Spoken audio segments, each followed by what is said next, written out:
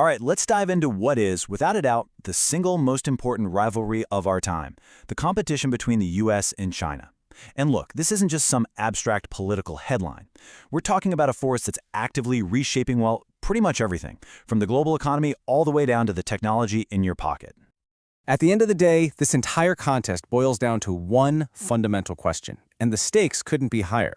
Who is going to lead the 21st century?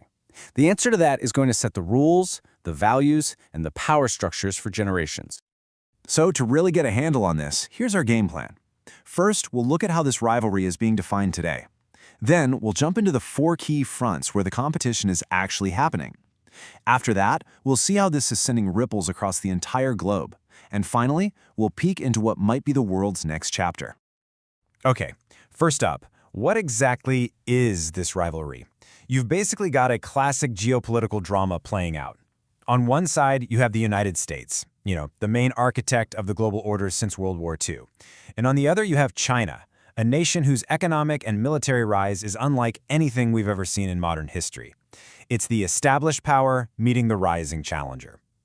But here's the thing. This goes way deeper than just who has the biggest economy or the strongest military. At its very core, this is a clash of ideas. It's a competition between two completely different models for how the world should be run.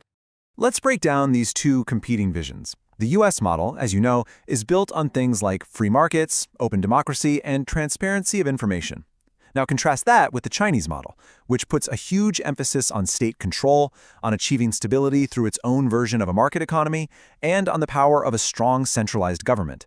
These aren't just small disagreements, they're fundamentally different blueprints for the future, and that makes finding a middle ground really, really difficult. So where is all this playing out? Well, it's not happening in just one place. Think of it less like a single battle, and more like a global chess match being played across multiple boards at the same time. We can really group the action into 4 main battlegrounds. You've got the economy and trade, which is all about tariffs and investments. Then there's technology, which is a flat-out race for who's going to dominate things like AI and semiconductors.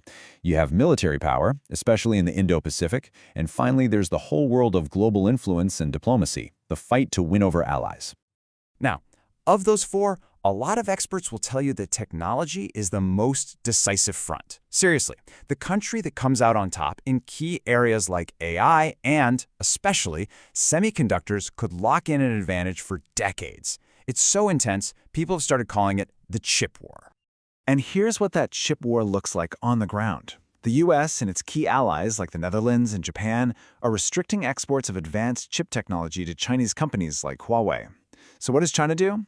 It's pouring billions into its own domestic companies like SMIC, trying to become totally self-sufficient. It's a high-stakes technological arms race, and the outcome is going to have huge consequences. Okay, so from that quiet war over silicon chips, we shift to what is maybe the most dangerous military flashpoint on the entire planet, Taiwan. Its importance, both for geopolitics and for that global tech supply chain we just talked about, is almost impossible to overstate. I mean, let's be clear, a conflict over Taiwan would be a global catastrophe.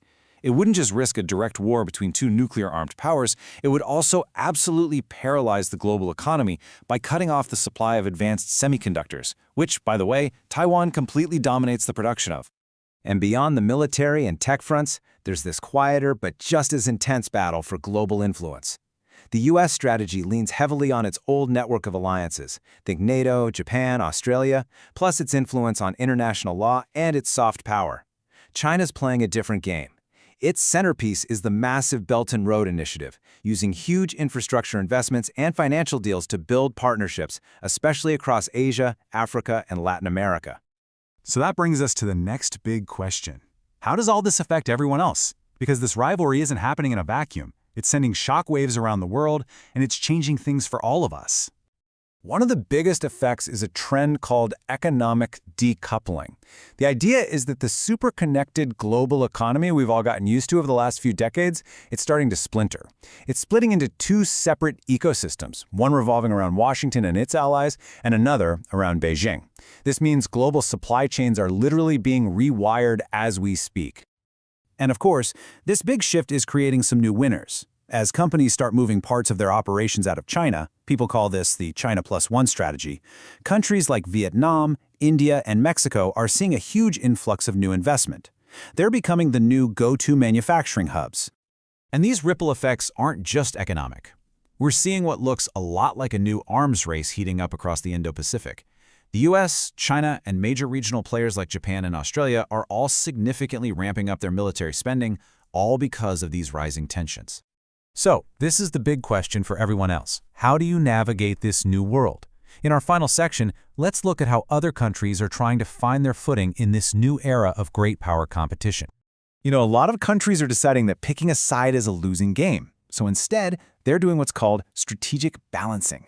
They're trying to keep their strong economic ties to China while also deepening their security partnerships with the US. It's a tricky balancing act, but it lets them get benefits from both sides without getting pulled into a direct confrontation. So what does all this add up to for the future? Well, the general consensus is we're not just getting a simple repeat of the Cold War.